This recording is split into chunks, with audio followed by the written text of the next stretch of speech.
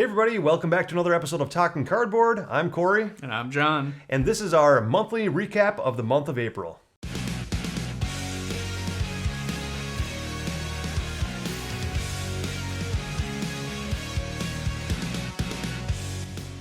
Alright, so here we are recapping the month of April, what we've done, what we're looking forward to, what's coming up soon. The first thing we wanted to talk about was we are coming out with our first comparison video here very shortly where we're going to be comparing Forbidden Stars to StarCraft the board game. Two very similar games. I think Forbidden Stars is pretty much a 2.0 version of StarCraft the board game, so we did get both of them played a couple times and we're looking forward to comparing those. Yeah, I think they were both pretty fun on their own, but I guess, stay tuned and wait for the video to see what we really think. Yep. And also, we got Kanban played a lot. Not the Driver's Edition, which is the older game, but actually the new big box edition of Kanban, which was a lot of fun. It's one of my favorites.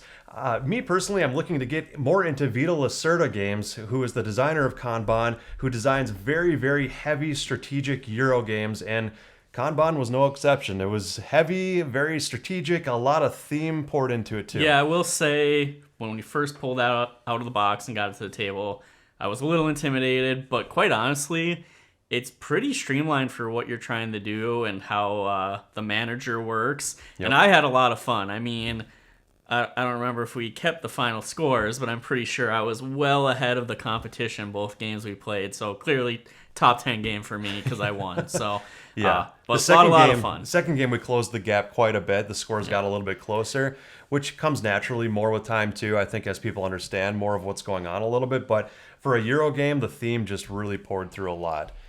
Also, we learned and played Revive a couple times, which is a brand new hot Euro game that just came out recently. Got that played a couple times, had a lot of fun with that, at least I did. Not giving our official reviews on that yet, because we're going to come up with an official review video, I think, soon for it. But what did you think of Revive for initial impressions? Initial impression, this was very much like Kanban, where getting out of the box and on the table, very intimidating. But again, not a super complicated rule set.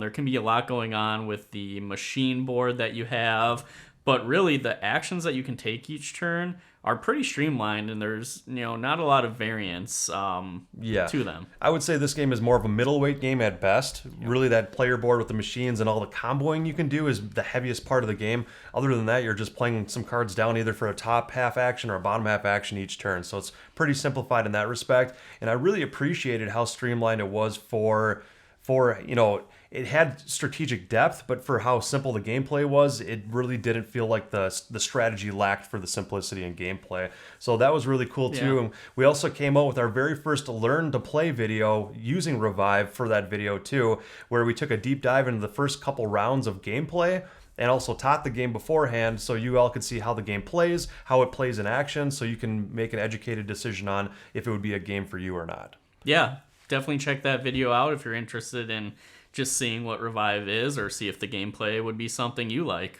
Yeah, definitely. And then what game did we get tabled next?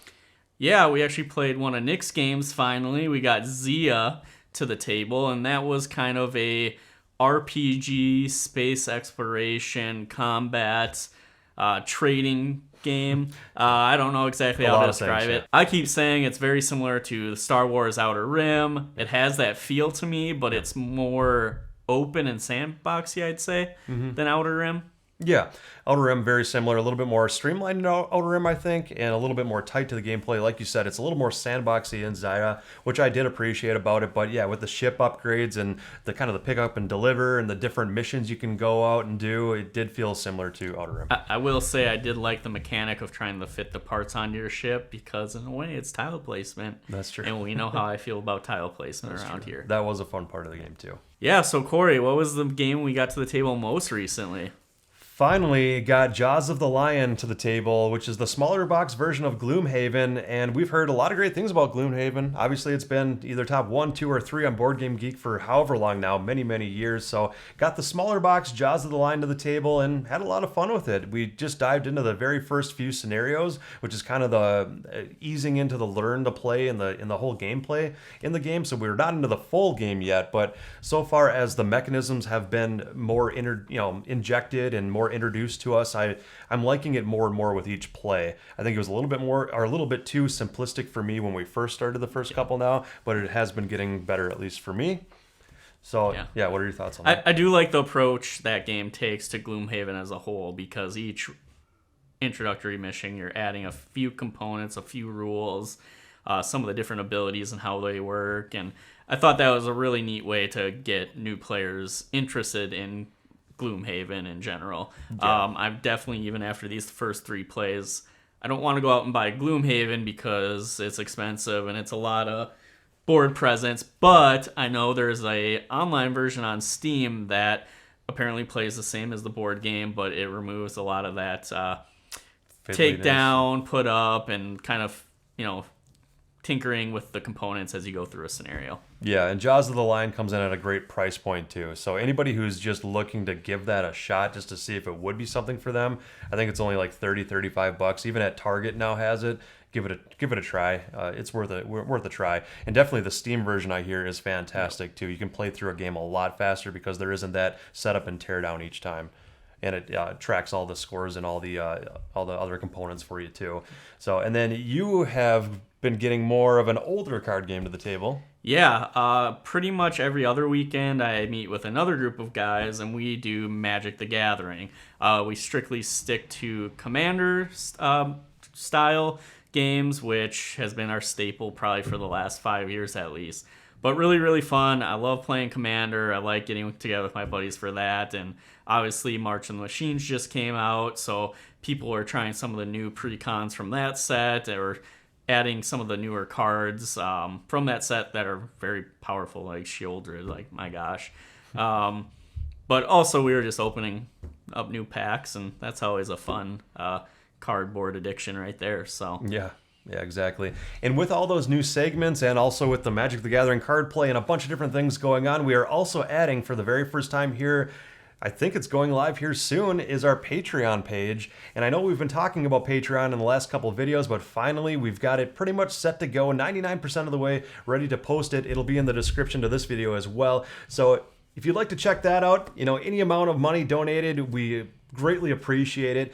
We're going to have like a $1 and a $3 and a $5 Patreon level, and that'll just come with more unique content and some other cool, unique giveaways and things like that we're planning for that as well. So give that a check. Click on it in the comment section here below, or in the description section below, and give it a look. I think we're excited to see what that'll bring. So. Yeah, very excited for the Patreon. Some of our content will be voting on some of the videos we make next, or maybe adding suggestions for a type of video or a game you want reviewed down the line. So definitely we'll make it so we can interact more with our viewers, as well as, maybe get some funds to keep upgrading the channel and keeping it quality for you all. Yeah, so. That's the ultimate goal. And with that too is also just helping fund some big events. And speaking of things we're excited for, we have some upcoming events.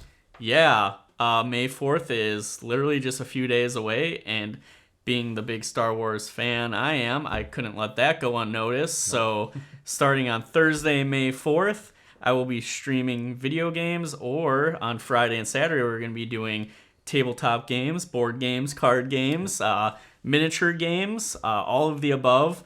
So if you're interested in that, please stop by, check us out, see what we're playing. Could be some really unique stuff there. I'm looking to get some old 90s games to the table, so I think that'll be pretty cool. I'm also going to be using this to kick off our Extra Life fundraiser. If you haven't heard of Extra Life before, basically we're raising money for children's hospitals across the country. Ours goes specifically to the St. Paul's Children's Hospital. So again, please feel free to stop by and support that. It's a great charity to support. So we will still do our marathon later in the year, but figured this would be a good, easy way to try some things out. I always look for any excuse to do anything Star Wars and kind of get up to other responsibilities, so it should be a fun weekend. Yeah. Like we said, we're very excited. Every year, late into the fall, we do the 24-hour marathon, or at least 20-plus hours, where we get a bunch of people together and play games, all for raising money for the Children's Hospital. So we love doing that every year. A ton of fun.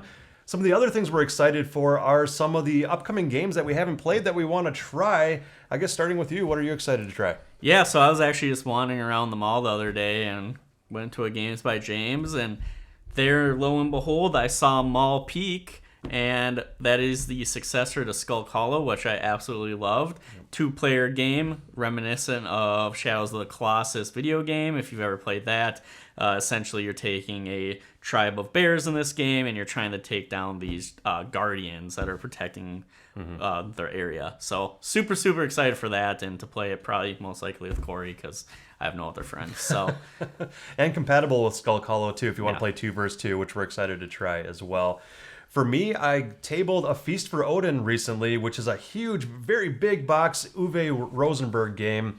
Heavy Euro, like 70 plus different worker placement actions you can do, a bunch of different Viking-ish things you can do throughout the game, and very open world feeling for a Euro game, very open world feeling for worker placement in general. But I had a lot of fun with that. I played with another one of our friends separately, and I'm very excited to show John and the rest of the group that game as well, because I had a lot of fun. Very long brain burner. Like, I had a headache, a really bad headache after I got done playing it. I was going to say, my head's already starting to hurt just from hearing the description of this game, but it does have a Viking theme, and I can get behind anything with that. So it was a lot of fun. And to be fair, we threw the expansion in the very first game, my learning game with it too, but it is kind of an essential expansion, so I'm glad I learned it with that, and I can just pass that knowledge on to the rest of the crew. So definitely excited about that. Any other games you're excited for coming up?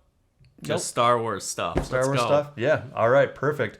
So with all that, that's what we have been playing in the previous month here of April, and what we have coming forward with events and other things going on, our Patreon page going live here, and just a ton of great content coming your way here shortly. So as always, if you have comments, leave them in the comment section below. Please like the video and subscribe. Just a click of a button, but it helps us out a lot. We really do appreciate it.